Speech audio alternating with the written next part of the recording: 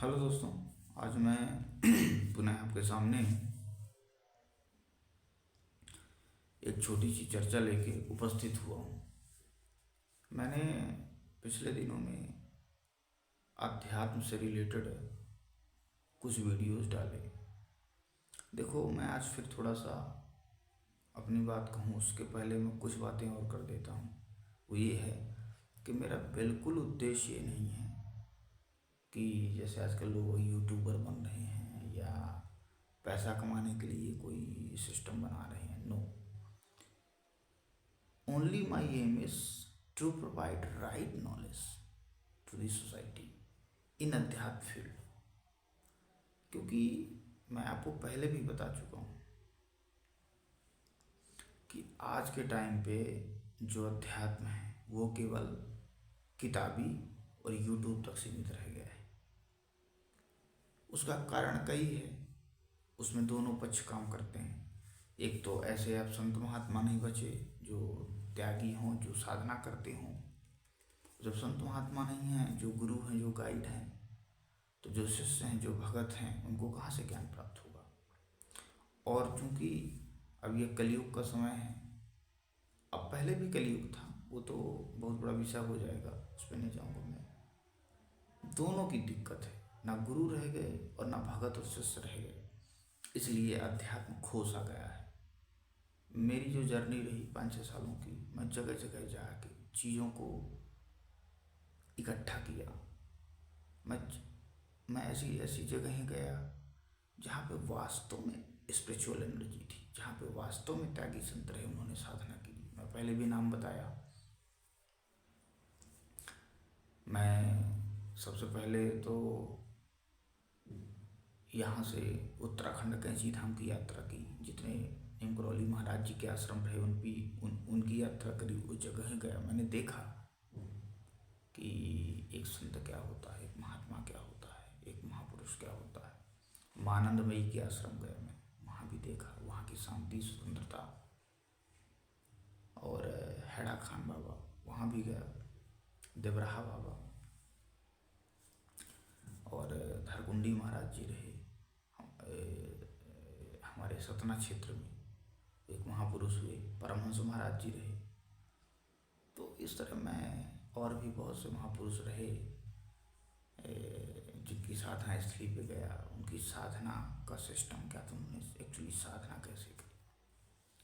लोग बाग आजकल साधना को बहुत हल्के में लेते हैं। उनको लगता है कि जैसे हम किसी दुकान पे गए, कोई चीज़ खरीद लिए। नहीं दोस्तों, इनमें जन्म, 2 जन्म, 4 जन्म, 10 जन्म और कई जन्म लग जाते हैं। साधना ऐसी है। तो ये छोटी सी बात रही जो मैं आपको बताया।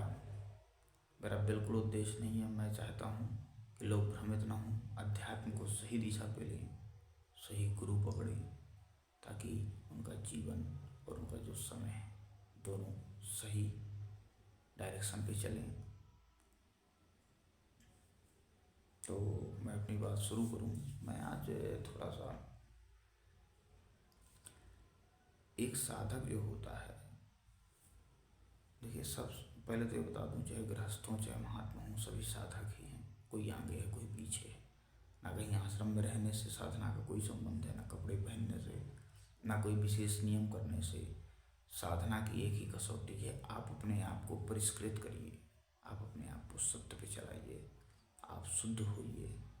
ठीक है, तो ये है मूल चीज़। ठीक है, चाहे कोई गृहस्थ हो चाहे संत हो, यदि उनमें ये चीज़ें हैं तो एक साधक है, वो एक संत भी है ना। तो मैं कुछ आयाम है साधना के जिनके बारे में मैं बात करूँगा। कैसे स्टेप बाय स्टेप एक साधक का माइंड में, देखिए, साधना के लिए ना ज़्यादा झमेला पालने की जरूरत नहीं है। दुनिया का शास्त्र, दुनिया का ताम झाम आपको पता हो, नो। जितना कम चीज़ें आपको पता होंगी, आपको दिमाग में होंगी, आप उतना ही स्पीड से प्रगति करेंगे और उतना ही जल्दी आप परमात्मा हो जाएंगे, ईश्वर को प्राप्त कर लेंगे। मैं बता रहा हूँ कि सबसे महत्वपूर्ण 4 आयाम हैं साधना की। कोई भी साधक जब साधना करता है तो 4 आयामों से गुजरता है। अब वो चाहे गृहस्थ में हो, चाहे वो विरक्त मार्ग में हो या और भी जो पंथ हैं, मैं उनकी बात नहीं करूँगा, मोटा मोटा मैं बता रहा हूँ आपको। अब देखिए, सर्वप्रथम जो होना चाहिए तो वो ये है कि आपके अंदर संयम होना चाहिए। संयम कैसा? शारीरिक संयम हो, मानसिक संयम हो, आत्मिक संयम, ये सब संयम है। संयम मतलब अपने आप को संयमित आप करिए।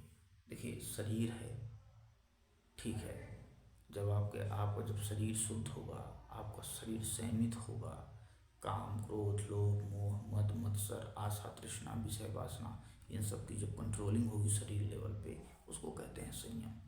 संयम, शरीर संयम होगा तो मानसिक संयम भी होगा, मानसिक संयम होगा तो आत्मिक संयम होगा। ये है पहला आयाम जिसको कहते हैं संयम। संयम के बाद होती है सेवा। सेवा का मतलब ऐसा नहीं है, आजकल लोग सेवा को सोचते हैं कि हम अपने गुरु की सेवा करेंगे और बाकी यदि कोई मिल गया उसको एक गिलास पानी नहीं देते, उसको भोजन नहीं देते। लोग कहते हैं, देखिए, जो वास्तव में गुरु तत्व को जान गया, जो वास्तव में साधक है, जो वास्तव में इसके अंदर विवेक है, उसके लिए पूरी सृष्टि गुरु है।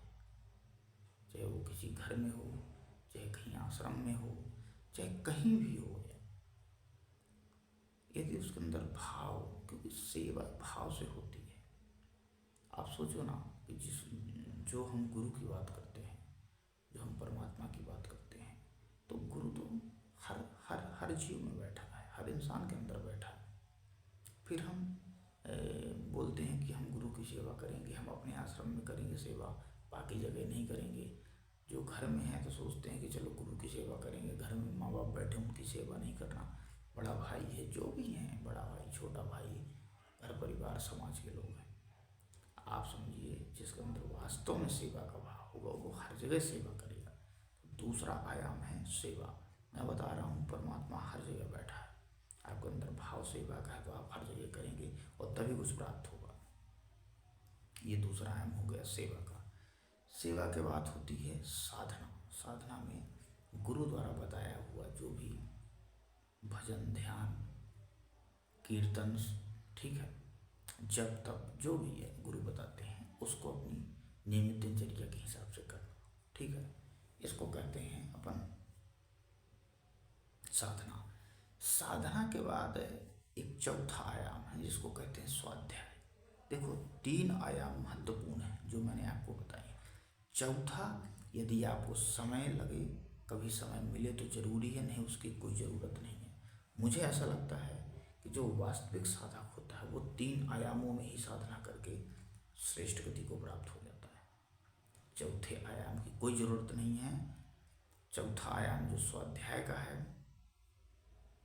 क्योंकि जब आप गुरु के प्रति समर्पित हैं तो साधना के लिए जितना महत्वपूर्ण चीज़ें हैं गुरु संक्षेप में सत्संग में बता देता है, ठीक है।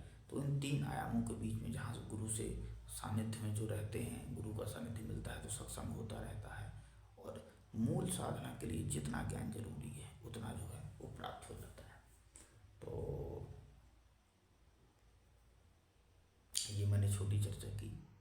तो आप ये समझिए, पहला है संयम, आपको संयमित होना है हर प्रकार से, हर साइड से। दूसरा है सेवा। सेवा, सबकी सेवा, जहाँ भी आप रहें वो सेवा भाव है, आपके अंदर सेवा भाव होना चाहिए।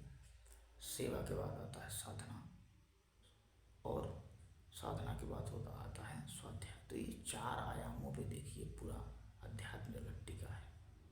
दूसरी चीज़, इन सब के पहले मैं आपको बता चुका हूँ कि यदि आपके अंदर सत्यनिष्ठा नहीं है, आप सत्य पे नहीं चल रहे हैं, आपका व्यक्तित्व परिष्कृत नहीं है, तो आप जो है कभी भी ना तो आप एक साधक बन पाएंगे, और जब साधक नहीं बनेंगे तो साधना आगे नहीं होगी। तो दोस्तों, सर्वप्रथम सबसे महत्वपूर्ण चीज़ है अपने आप को संयमित करना, अपने आप को परिष्कृत करना, अपने आप को शुद्ध करना। आप पंडित श्री राम शर्माचार्य जी को सुनिए, बहुत महत्वपूर्ण बातें बताते हैं। मुझे लगता है कि जितने गृहस्थ लोग हैं, जितना, क्योंकि देखिए मैं बता दूं, फिर मैं कहता हूँ कि भजन का संबंध ना तो गृहस्थ से है ना विरक्त से है, कोई भी कर सकता है जिसके अंदर ये क्वालिटी है जो पहले मैं आपको बताया।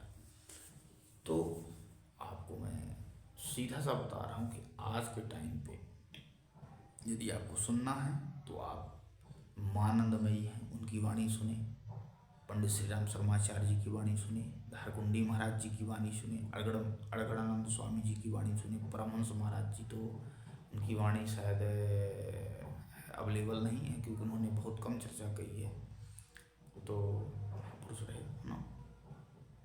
तो दोस्तों मैं मूल चीज़ बता रहा हूँ आपको कि आप 3-4 जगह 3-4 सब घुमा फिरा के वही मूल चीज़ है।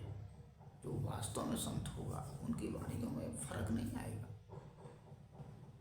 तो दोस्तों आज मुझे ये 3-4 पिलर्स जो थे अध्यात्म जगत के कोर, उन पे बात मैंने करी है ना।